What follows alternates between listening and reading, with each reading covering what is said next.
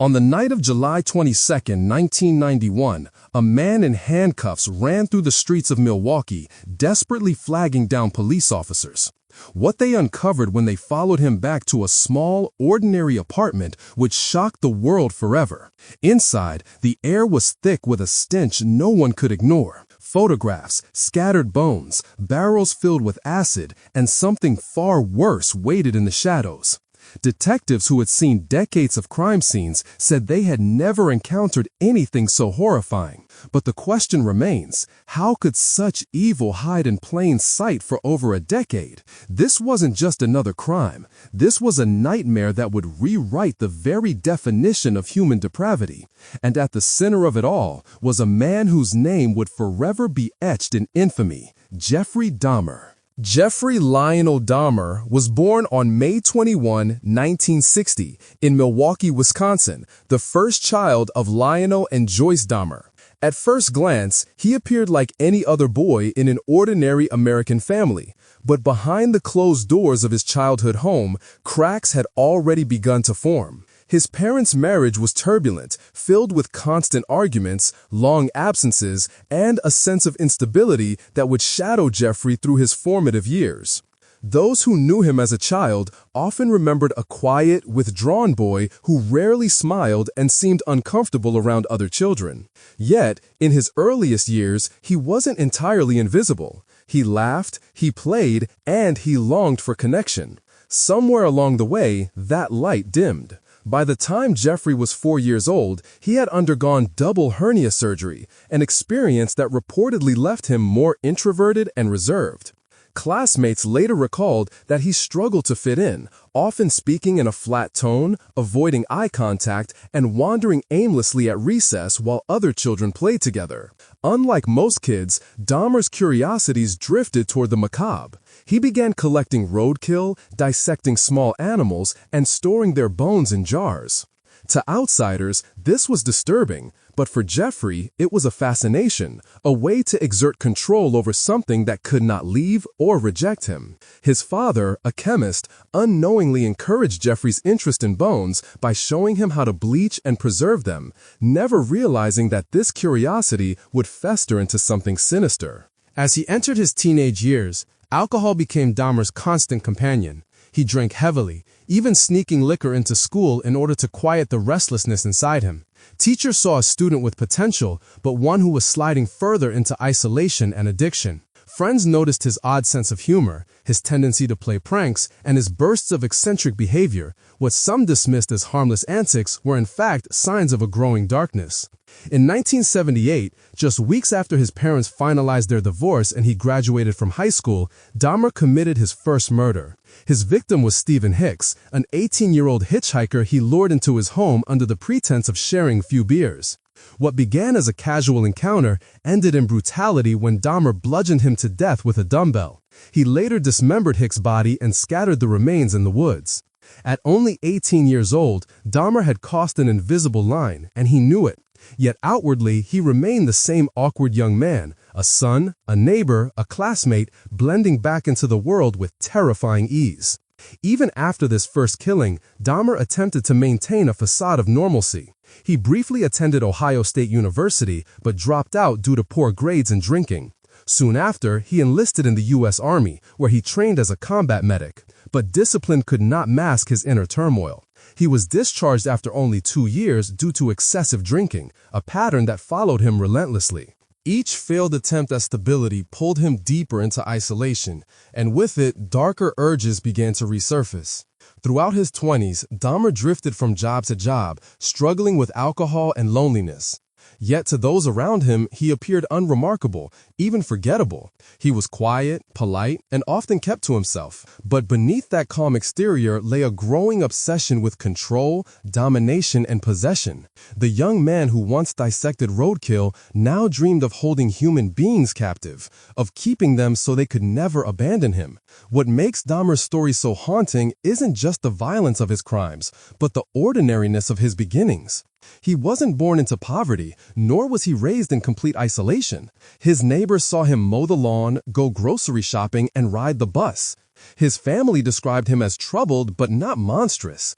And yet, inside him, a storm was gathering, one that would eventually unleash horrors beyond comprehension. By the time the world would come to know his name, Jeffrey Dahmer had already perfected the art of appearing harmless. That, perhaps, was his most chilling trait of all, because evil, in his case, didn't arrive with a warning. It hid behind a quiet smile, a polite nod, and the promise of a drink. Milwaukee, Wisconsin, in the late 1980s and early 1990s, was a city of contrasts. On the surface, it was a place of working-class families, friendly neighborhoods, and a reputation for brewing beer and fostering Midwestern values.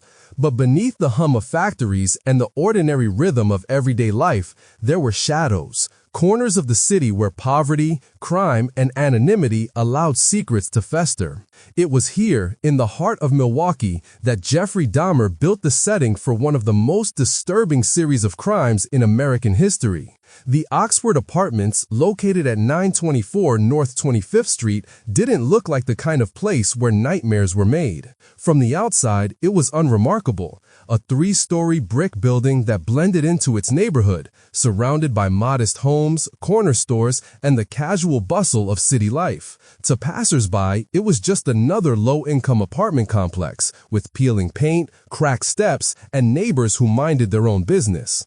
Rent was cheap, which made it attractive to people trying to rebuild their lives, to students, and to those who wanted privacy.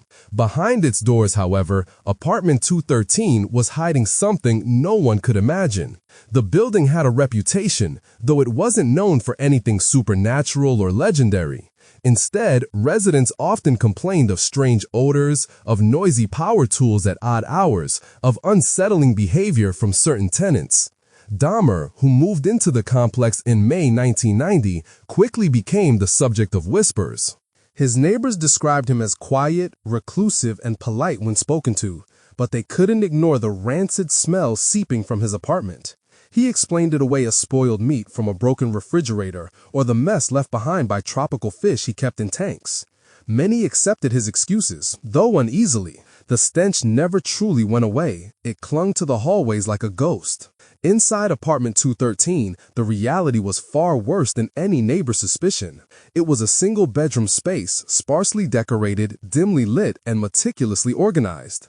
To anyone who entered, it might have seemed strangely bare. No clutter, no warmth, no sign of family or friends.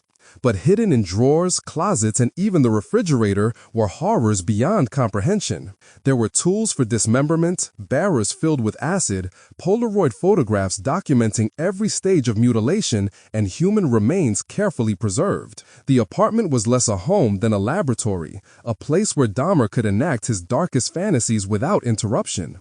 Yet the unsettling truth about the setting wasn't confined to the apartment itself. It extended to the city that surrounded him. Milwaukee at the time was a place grappling with racial tension, economic disparity, and strained relations between its citizens and law enforcement. Many of Dahmer's victims were young men of color, men who often came from marginalized communities.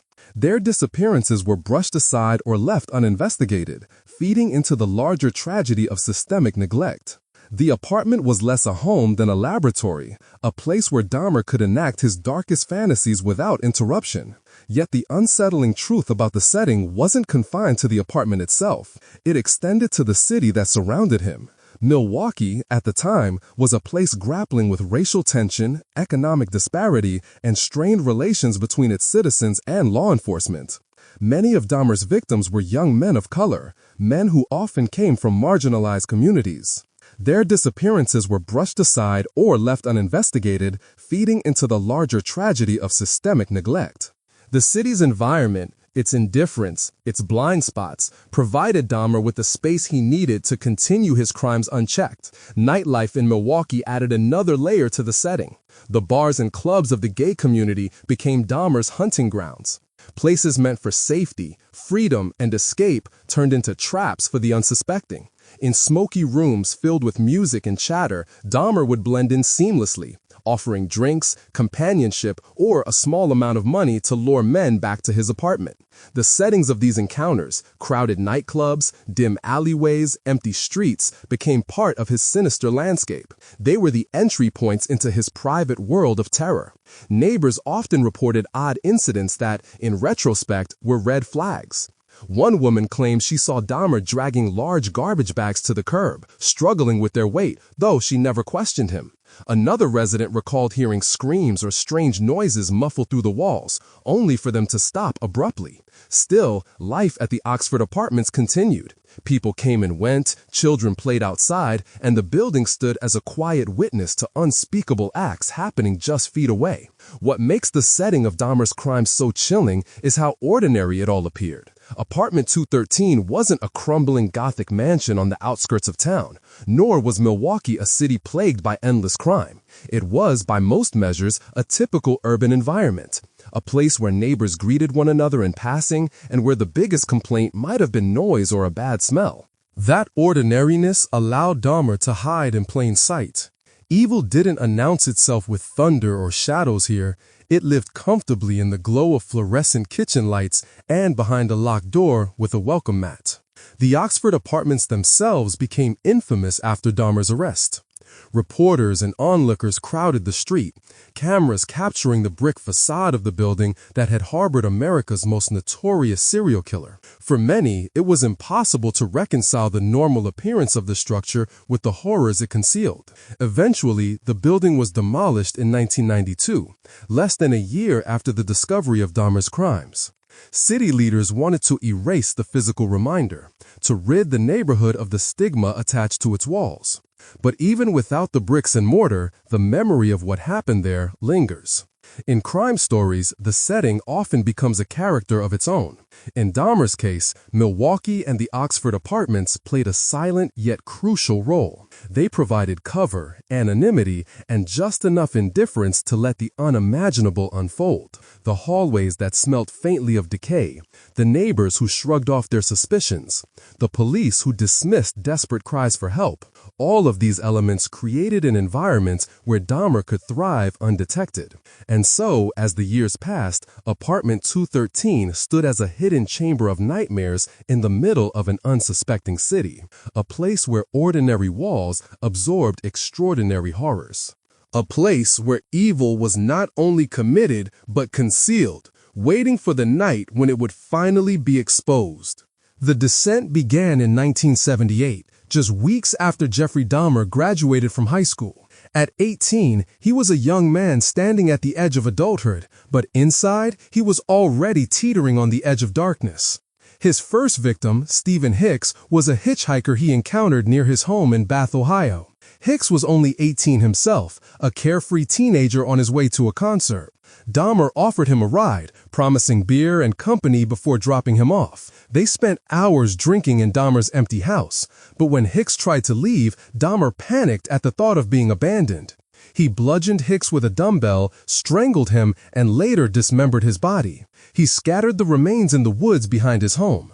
In that single night, Dahmer crossed a line from which he would never return. For nearly 9 years after Hicks' murder, Dahmer committed no known killings. He drifted in and out of college, attempted military service, and wrestled with his alcoholism. Yet the fantasy never left him. He confessed later that he often thought about that first killing, replaying it in his mind like a dark secret he couldn't forget. The pause wasn't redemption, it was incubation. By 1987, Dahmer was 27 and living back in Milwaukee with his grandmother. On November 20 of that year, he met Stephen Toomey, a 25-year-old man, at a bar. They checked into a hotel room together, and the next morning, Dahmer awoke to find Toomey dead beside him. He claimed he had no memory of killing him, but the evidence was undeniable. Terrified yet driven, Dahmer stuffed Tuomi's body into a suitcase, transported it to his grandmother's basement, and dismembered him. The disposal of Tuomi's remains marked the beginning of Dahmer's descent into a cycle of killing, concealment, and compulsion. Between 1988 and 1991, the murders escalated at an alarming pace. In January 1988, he killed James Dockstader, a 14-year-old boy he lured with the promise of money. A few months later, he met Richard Guerrero, a 25-year-old, at a bar. Both victims were drugged, strangled, and dismembered in the basement of his grandmother's home. By now, Dahmer had developed a pattern: lure his victims with alcohol, drugs, or the promise of money, incapacitate them with sleeping pills, and then strangle them before disposing of the remains. His grandmother grew suspicious of the strange odors coming from the basement, and Dahmer eventually moved into his own apartment in 1990. It was here, in apartment 213 of the Oxford Apartments, that his crimes would reach their peak. Apartment 213 became a place where Dahmer could fully indulge his fantasies. He decorated it sparsely, keeping Polaroid cameras, chemical solutions, and tools hidden in plain sight. Between 1990 and 1991, he claimed the lives of at least 12 men in that small space. Neighbors would later recall foul smells, the sound of drills late at night, and excuses about spoiled meat or exotic fish tanks. In May 1990, his first victim in the Oxford Apartments was Raymond Smith, a 32-year-old man he met at a bar. Dahmer drugged him, strangled him, and photographed the entire process of dismemberment. Later that year, he killed Edward Smith and Ernest Miller. Miller's death was particularly disturbing. Dahmer kept parts of his skeleton for months, treating them with bleach in an attempt to preserve them. Each crime became more experimental, more ritualistic, as he sought new ways to hold on to his victims forever. In 1991, Dahmer's killings accelerated into a frenzy. He murdered Curtis Straughter in February, Errol Lindsay in April, and Tony Hughes in May. Each victim followed a similar pattern, but Dahmer's methods revealed deeper obsessions. Lindsay was the first victim on whom Dahmer attempted to perform a crude lobotomy, drilling into his skull and pouring hydrochloric acid into the wound in a desperate attempt to create a living zombie who would never leave him. The experiment failed, but it revealed the terrifying lengths Dahmer was willing to go to keep control over another human being. One of the most chilling episodes occurred on May 27, 1991. 14-year-old Konarak Sintasampone managed to escape Dahmer's apartment, stumbling into the street naked, bruised, and dazed. Two women spotted him and called the police. When officers arrived, Dahmer calmly explained that Konarak was his 19-year-old lover who had simply had too much to drink. Despite the women's protests, the police returned the boy to Dahmer's custody. Within hours, Dahmer had killed him. The officers later admitted they had been swayed by Dahmer's calm demeanor and the assumption that the situation was a domestic dispute. This missed opportunity to save Konarak would haunt the city of Milwaukee forever. Over the summer of 1991, Dahmer's apartment became a factory of horror. He killed Matt Turner, Jeremiah Weinberger, Oliver Lacey, and Joseph Braidhoft. Turner's decapitated head was found in Dahmer's freezer. Weinberger's body was preserved for days in hopes of prolonging Dahmer's fantasy of companionship. Lacey was drugged and strangled, and his heart was kept for later consumption. Braidhoft was the last known victim, murdered in July 1991. At this point, the apartment was filled with remains. Skulls in a filing cabinet, torsos in acid-filled drums, and photographs documenting every step of Dahmer's atrocities. The timeline built toward an inevitable collapse. On the night of July 22, 1991, Dahmer approached three men at a bar and convinced them to come back to his apartment for drinks. One of them, Tracy Edwards, reluctantly agreed. Once inside, Edwards noticed the smell, the scattered photographs, and the handcuffs Dahmer attempted to place on him. Edwards resisted, and in a desperate struggle, he managed to escape. Running through the streets in handcuffs, he flagged down two police officers. When they followed him back to apartment 213, the nightmare was finally revealed. What they discovered was a scene so horrifying that even seasoned detectives were shaken. Polaroids of dismembered bodies lay scattered in a drawer. A freezer contained human remains. Barrels of acid held decomposing torsos. Every corner of the apartment spoke of death, obsession, and control. The officers immediately arrested Dahmer, who offered no resistance. In fact, he calmly admitted, "For what I did, I should be dead." Looking back, the timeline of Jeffrey Dahmer's crimes reveals a chilling progression. From the impulsive murder of Stephen Hicks in 1978 to the methodical experiments of 1991, each act was part of a dark evolution. He grew bolder, more calculated, and more desperate. And yet, for over a decade, he lived among ordinary people, neighbors, co-workers, even police officers, without arousing suspicion strong enough to stop him. Each victim was more than just a name in Dahmer's twisted story. They were young men with dreams, families, and lives cut short by a predator hiding in plain sight. Stephen Hicks wanted to attend a rock concert. Konarak Synthesophone was a teenager with his whole future ahead of him. Tony Hughes was deaf and communicated through sign language. Their humanity, their stories, are what make Dahmer's timeline not just a record of crimes, but a devastating portrait of lost potential. By the time it ended, 17 men had been murdered. 17 families were left shattered. And a city, and eventually the entire world, was left asking the same haunting question. How did this happen in plain sight for so long? But as shocking as the timeline of murders is, the story was far from over. What happened after Dahmer's arrest would plunge Milwaukee into chaos, reveal devastating failures of justice, and expose truths that were even harder to accept. Because while the killings had stopped, the horror was only beginning. July 22, 1991. The night Jeffrey Dahmer's reign of terror finally came to an end. It began not with a tactical police raid, nor with a long-planned investigation, but with the desperate escape of a single man. Tracy Edwards, 32 years old, ran through the streets of Milwaukee in a pair of handcuffs, terrified and breathless, flagging down 2 police officers. He told them a story so bizarre, so unbelievable, that it could have been dismissed as drunken rambling. But Edwards' eyes told the truth. The officers, Rolf Mueller and Robert Routh, decided to follow him back to the Oxford apartments. What they would find inside apartment 213 would horrify them beyond anything they had ever seen. When Dahmer opened the door, he appeared calm, almost disarmingly polite. The officers explained that they needed to retrieve the key to the handcuffs locked around Edwards' wrist. Dahmer invited them inside. To the casual eye, the apartment looked ordinary enough, tidy, almost sterile, with beige carpet and simple furnishings.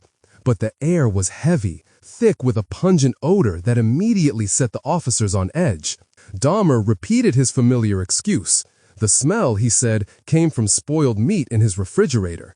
As Edwards nervously stayed close to the doorway, Officer Mueller wandered further inside. On a small nightstand, he noticed something peculiar, a stack of Polaroid photographs. Curious, he picked them up and froze. The images were not ordinary pictures. They showed bodies in various stages of dismemberment, photographed with clinical precision. Some were posed in grotesque positions. Others showed severed heads and torsos. The horror was undeniable. These were not artistic experiments or horror movie props. They were real. Mueller turned to Dahmer, stunned, and uttered the words that broke the silence.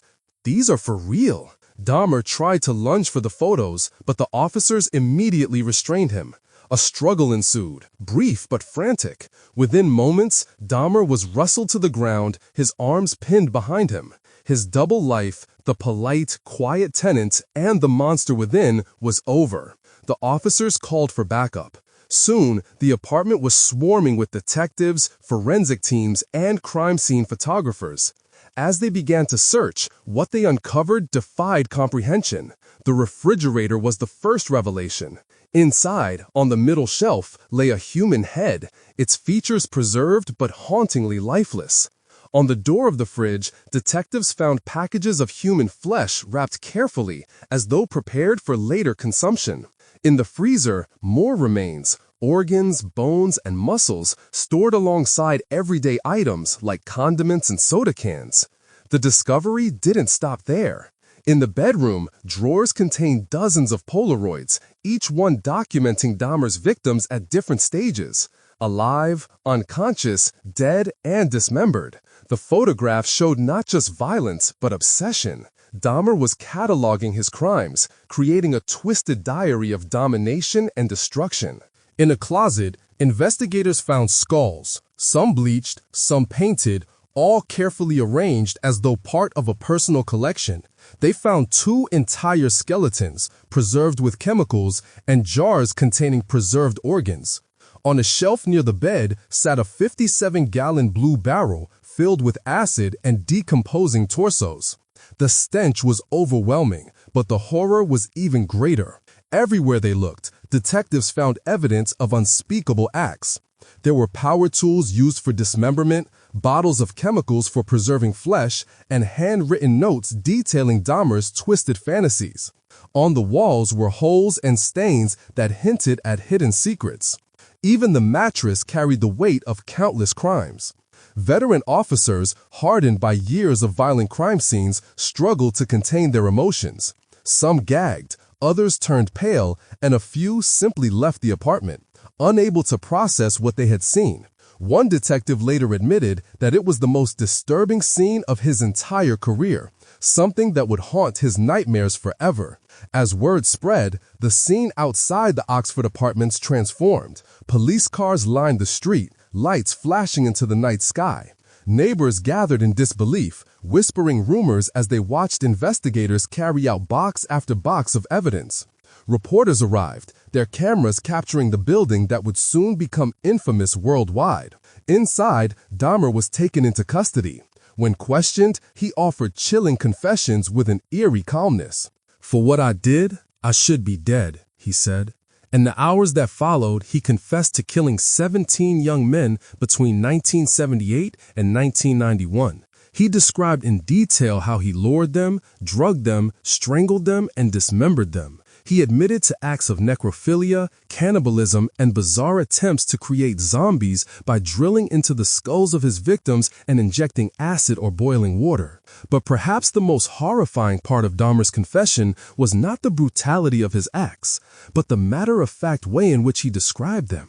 There was no dramatic outburst, no emotional breakdown. He spoke with the calm detachment of someone recounting a routine, a habit, a daily ritual. For investigators, it was a glimpse into the mind of a predator who had lived with his crimes for so long that they had become part of his normal existence. The discovery of apartment 213 quickly became international news. Headlines screamed of cannibalism, human remains, and grotesque photographs. The public, horrified and fascinated, struggled to understand how one man could commit such atrocities undetected. Families of the victims demanded answers, grief mixing with outrage as they realized their sons, brothers, and friends had met their end in that apartment of horrors. Forensic teams worked tirelessly to identify the remains. The process was gruesome and painstaking. Polaroids became crucial evidence, helping match body parts to victims. Families who had waited for answers for years were finally given closure, though the revelations were almost too terrible to bear. Some bodies were never fully recovered, erased in acid, their final resting place nothing more than chemical sludge in a blue barrel. Neighbors were left reeling. Many had complained about the strange odors, the noises, even the sight of young men entering Dahmer's apartment and never leaving. But they had never imagined the truth. One neighbor later admitted that she had believed Dahmer's story about spoiled meat for months, never daring to press further. Another remembered the night she saw Konarak synthesomphone stumble outside, only to be led back in by police. The weight of regret was heavy. The Oxford apartments themselves became infamous, a grim monument to the darkness that had unfolded inside. Within a year, the building was demolished, the city hoping to erase the physical reminder of Dahmer's crimes. But the memory could never be erased. The discovery in apartment 213 was more than just a crime scene. It was a confrontation with the unimaginable. It revealed the extent of Dahmer's compulsion, the need not just to kill, but to preserve, to control, to possess. It showed the chilling duality of a man who could appear polite, even shy, while living in a home filled with death. For investigators, it was a case that would never leave them. For families, it was the cruel end of years of searching. And for the world, it was a story that redefined the meaning of horror. Because when the door of apartment 213 swung open on that July night, it didn't just reveal the crimes of Jeffrey Dahmer. It revealed the terrifying possibility of what can hide behind an ordinary smile, an ordinary door, and an ordinary city. Evil, silent, and patient, waiting to be discovered. And yet, as shocking as the discovery was, it was only the beginning. The investigation that followed would uncover not just more evidence, but more questions. Questions about the failures of law enforcement, the blind spots of society, and the unimaginable depths of Dahmer's mind. The night Jeffrey Dahmer was arrested, Milwaukee police thought they had closed the door on one of the most horrific crime scenes in American history. But what began as a shocking discovery inside apartment 213 quickly spiraled into one of the most intense investigations the city and the world had ever seen. From the moment the Polaroids were found, officers realized this was not a case of one murder or even a handful. They were looking at a series of crimes spanning over a decade involving at least 17 victims. For investigators, the question was no longer what happened inside that apartment, but how it had been allowed to happen for so long. Detectives sealed off the Oxford apartments. For days, forensic teams combed through every inch of the space, carefully cataloging the evidence. The process was slow, grueling, and traumatic. Every drawer opened revealed another horror. Skulls tucked inside cabinets, bones stacked neatly, photographs showing acts of mutilation. Chemical drums containing torsos filled the air with a suffocating odor. Officers wore protective suits and respirators, but no barrier could shield them from the psychological weight of what they uncovered. Evidence bags piled up. Power drills, saws, bottles of acid, cooking pans with human residue, and the infamous refrigerator full of flesh. Each item was photographed, labeled, and carried out under flashing police lights as crowds gathered outside. Neighbors, reporters, and curious onlookers strained to catch glimpses of the macabre parade. To them, it was beyond comprehension. The polite, quiet man they had seen in passing was now revealed as a killer who had turned his apartment into a slaughterhouse. Dahmer, meanwhile, sat in custody at the Milwaukee Police Department headquarters. His demeanor was eerily calm. During his first interviews, he waived his right to an attorney and began confessing in chilling detail. For detectives used to denials and lies, his honesty was almost more unsettling. He admitted to killing 17 young men. He described his methods, luring them with offers of money, alcohol, or companionship, drugging their drinks, strangling them, and then performing experiments on their bodies. He admitted to necrophilia and cannibalism with the same flat tone someone might use to describe a routine chore. Detective Patrick Kennedy, who spent long hours interviewing Dahmer, later said it was like speaking with two people at once. On the surface, Dahmer was cooperative, articulate, even remorseful. But beneath that civility was a man recounting horrors that defied imagination. Kennedy recalled that Dahmer never tried to shift blame. "It's my fault," he repeated, "no one else's." Still, the investigation raised damning questions about law enforcement itself. How had Dahmer been allowed to operate unchecked for so long? Why had repeated red flags gone ignored? The most infamous example came in May 1991, just 2 months before Dahmer's arrest. 14-year-old Konarak Sintasamphone had escaped from Dahmer's apartment, drugged and bleeding, only to be returned by police officers who believed Dahmer's explanation that he was a lover in a drunken dispute. Neighbors pleaded with the officers to investigate further, pointing out that Konarak looked far too young and terrified. But the officers brushed it off, even joking in radio dispatches about reuniting the lovers. Hours later, Konarak was dead. When this failure became public, outrage exploded. The 2 officers involved were suspended but later reinstated, sparking protests and accusations of racism and homophobia. Many of Dahmer's victims were young men of color, Black, Asian, or Latino. Families argued that if the victims had been white, or if police had taken community complaints more seriously, Dahmer might have been stopped years earlier. The city of Milwaukee was forced to confront its systemic failures, and for many, the investigation became as much about police negligence as about Dahmer's crimes. The media descended on Milwaukee like a storm. Reporters from around the world filled the streets, broadcasting images of the Oxford apartments and interviewing stunned neighbors. Headlines screamed words like cannibal killer and Milwaukee monster. For days, the front pages detailed every grim discovery. Hearts in the freezer, skulls on shelves, barrels of acid. Television anchors struggled to maintain composure as they described crimes too grotesque for the evening news. Families of the victims were thrust into the spotlight. Some had spent years searching for missing loved ones, filing police reports that went unanswered. Now they learned the truth in the most horrifying way imaginable. For them, the investigation was not just about evidence and timelines, it was about shattered lives. Mothers, fathers, and siblings were left to piece together the final moments of sons and brothers who had vanished into Dahmer's world of nightmares. The legal process moved quickly. In January 1992, Jeffrey Dahmer stood trial in Milwaukee County Court. The charges? 15 counts of murder. The courtroom was packed with reporters, families of victims, and spectators eager to see the man behind the headlines. Dahmer appeared in a simple shirt and glasses, his demeanor quiet and subdued. The trial became a battle between two narratives. Was Dahmer legally sane, fully aware of his actions, or was he so mentally disturbed that he could not be held responsible?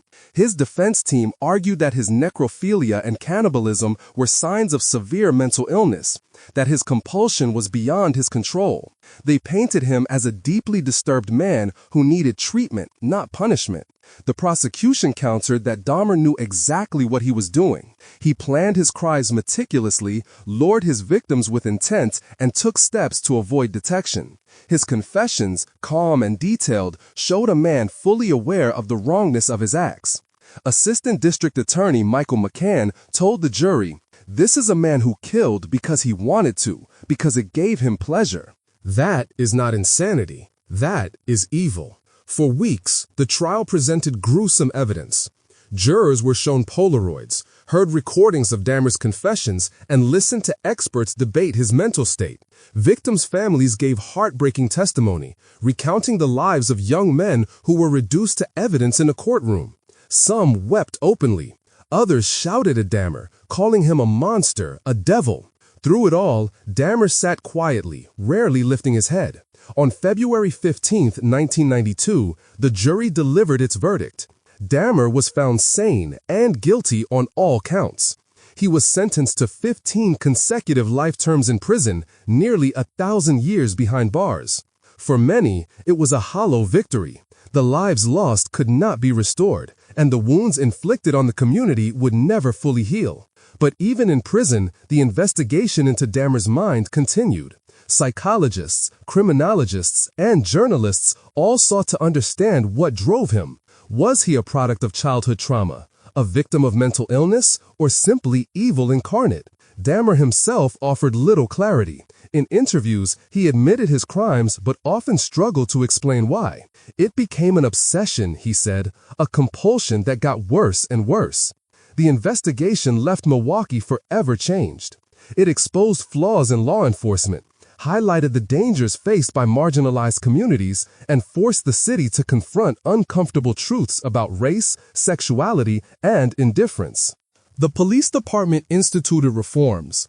Community groups organized, and the Oxford apartments were demolished in an effort to erase the physical memory of the crimes. But the psychological scar remained. For investigators, the case became a haunting reminder of the thin line between normalcy and horror. They had seen how a man who looked ordinary could harbor extraordinary darkness. They had witnessed firsthand the consequences of missed warnings, ignored complaints, and systemic failures. The lessons learned came at an unbearable cost. 17 young men who never came home. As the dust settled, one question lingered in the minds of many. Could it happen again? Could another predator, hidden behind a quiet smile and an ordinary life, slip through the cracks of society and law enforcement? The investigation of Jeffrey Dahmer didn't just close a case. It opened a wound, a warning, and a chilling realization that sometimes the greatest monsters are the ones who look just like us. And as the world tried to make sense of the trial, the confessions, and the failures, whispers of speculation and theories began to take hold. Because for many, the official explanation was not enough. There had to be more, something darker, something hidden, something beyond the grasp of reason. When the trial ended and Jeffrey Dahmer was sentenced to life behind bars, many believed the story had reached its conclusion. But the truth is, the verdict only sparked more questions than it answered. The sheer brutality of Dahmer's acts, necrophilia, cannibalism, grotesque experiments on living victims demanded an explanation. How could one man commit such horrors, and why? Was he born a monster or shaped into one by his life? Psychologists and criminologists dissected Dahmer's past like detectives at a second crime scene. Some pointed to his unstable childhood, the constant fighting between his parents, the divorce, the sense of abandonment. They noted his fascination with dead animals as a boy, his obsession with bones and decomposition, his isolation in school. These, they argued, were red flags, early signs of a disturbed mind left unchecked. To them, Dahmer was not an accident, but the tragic outcome of neglect, loneliness, and untreated mental illness. Others rejected that idea. They believed Dahmer's crimes were too deliberate, too calculated to be explained away by trauma. They pointed to his meticulous methods, drugging drinks, preserving remains, photographing his victims, as proof that he knew exactly what he was doing. This wasn't madness, one prosecutor argued. This was control. This was choice. In their view, Dahmer wasn't a broken man, but a predator who took pleasure in domination. The public, however, spun its own theories, often darker and more sensational. Some insisted that Dahmer must have been possessed by a demon, that no human being could commit such acts without some supernatural influence. Religious leaders preached that he was the embodiment of evil, a vessel of Satan walking among ordinary people. To them, his calm demeanor and quiet exterior were part of the deception, the mask evil wears to move unnoticed through the world. Others speculated about conspiracies. The fact that many of Dahmer's victims were men of color led some to believe the police had deliberately ignored the disappearances. Critics accused law enforcement of turning a blind eye because of racism and homophobia, allowing Dahmer to continue killing unchecked. The system failed these boys long before Dahmer killed them, one activist declared. For grieving families, it was a theory that rang painfully true. There were also questions about Dahmer's desire to create zombies, victims who would remain alive but under his control after crude lobotomies and chemical injections. Psychologists saw this as an expression of his deepest fear, abandonment.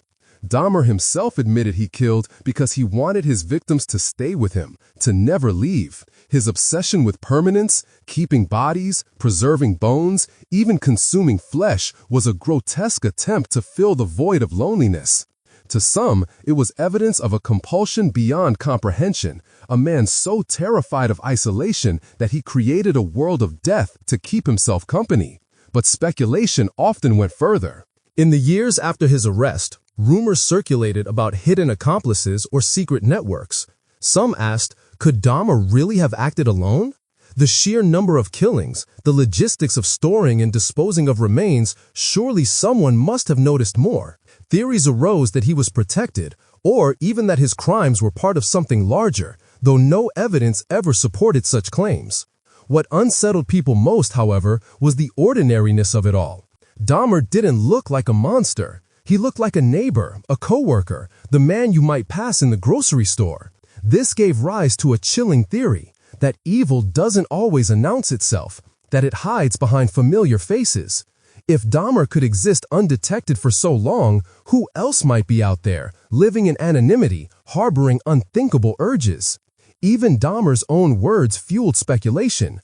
In interviews, he admitted to his crimes without hesitation, but when asked why, he struggled. It was an obsession, he said, a compulsion that grew stronger and stronger. He described his urges like a hunger, something that gnawed at him until he gave in. For some, this echoed psychological theories of addiction, Dahmer as a man consumed by a craving he could never satisfy. For others, it was something darker, an admission that his evil was not human but primal, beyond reason. Religious groups seized on his story as a cautionary tale. To them, Dahmer's descent into depravity was the result of rejecting faith, of giving in to temptation. His conversion to Christianity in prison, where he was baptized before being killed by another inmate, was held up as a final twist, the monster seeking redemption. Whether genuine or not, it left people divided. Was it possible that a man who had committed such atrocities could be forgiven? Or was this, too, just another layer of the mystery? Conspiracy theorists took things further still. Some claimed Dahmer had been part of government experiments, a subject in mind control programs gone wrong. Others suggested that his apartment was a front for rituals tied to occult practices, citing the arrangement of skulls and bones as evidence. None of these theories held weight, but they spread nonetheless, fueled by the need to make sense of the senseless. And then there were the supernatural claims. Neighbors spoke of nightmares, of hearing strange sounds even after the building was abandoned. Some believed the Oxford apartments were cursed, haunted by the spirits of Dahmer's victims. When the building was demolished in 1992, it was seen by some as an exorcism, a desperate attempt to purge the evil that had lingered there. In the end, no single theory could fully explain Jeffrey Dahmer. He was not a simple equation, not a puzzle with a neat solution. He was a contradiction. A man who worked a regular job, who greeted his neighbors politely, yet spent his nights surrounded by death. Psychologists could trace patterns, activists could expose failures, and religious leaders could preach about sin. But none of it could truly answer the most haunting question: why? Perhaps the real horror lies in the fact that there is no answer, that Dahmer's darkness cannot be reduced to childhood trauma, mental illness, or demonic possession, that he was not an anomaly, but a possibility, a reminder of how thin the line is between normalcy and nightmare. And so, decades later, speculation continues. Each new documentary, each new article reopens the debate. Was Jeffrey Dahmer born evil or made that way? Was he insane or fully aware? Was he a lone predator or a symptom of society's blind spots? The theories multiply, but certainty remains elusive, because when the truth is too monstrous to accept, the mind searches for explanations. And in the story of Jeffrey Dahmer, the explanations are as unsettling as the crimes themselves. Jeffrey Dahmer's story does not end with his arrest, nor even with his brutal death in prison at the hands of another inmate. The shadow he casts lingers far beyond the walls of the Oxford apartments, long after the building itself was reduced to rubble. His crimes left behind questions that will never truly be answered, questions that gnaw at the edges of our understanding of evil. Even now, decades later, his name sparks a visceral reaction. For some, it is rage at the failures that allowed him to operate unchecked. For others, it is fear, the realization that someone so ordinary could conceal such extraordinary horrors. And for many, it is the haunting memory of the victims whose lives were stolen, young men who remain frozen in photographs, remembered not for who they were, but for how they died. The Oxford apartments may be gone, but the ground they once stood on is silent, empty, almost sacred. Some believe it should remain that way, untouched, as a memorial to those who never came home. Others whisper that the land is cursed, that the echoes of what happened inside apartment 213 will never fade. Neighbors claim to feel unease when passing by, as if the air itself remembers. Dahmer's crimes also left a permanent mark on the way we see the world. He forced society to confront uncomfortable truths. The indifference toward marginalized communities, the blind spots in law enforcement, the chilling possibility that evil does not always come with warning signs. He looked like anyone else, a man waiting at the bus stop, a man buying groceries, a man offering a drink. That is perhaps the most terrifying part of his legacy, the ordinariness of the monster. But the deeper mystery remains unsolved. What created Jeffrey Dahmer? Was he born with an insatiable darkness? Or did life twist him into something inhumane? Was his hunger for control the product of a broken mind, or the expression of something more sinister, something that cannot be explained by psychology or circumstance?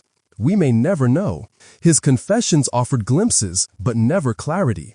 His interviews provided facts, but not answers. And maybe that is the point. Maybe the reason Dahmer continues to fascinate and terrify is precisely because he cannot be explained. He is a void, a mirror reflecting back our worst fears. That monsters are not creatures of folklore, but people we might know, people who smile politely and hide their darkness behind locked doors. And so, the story of Jeffrey Dahmer ends where it began, with unanswered questions. How many chances were missed to stop him? How many lives could have been saved? And the most chilling question of all, if evil could hide in Jeffrey Dahmer, quiet and unassuming, where else might it be hiding now?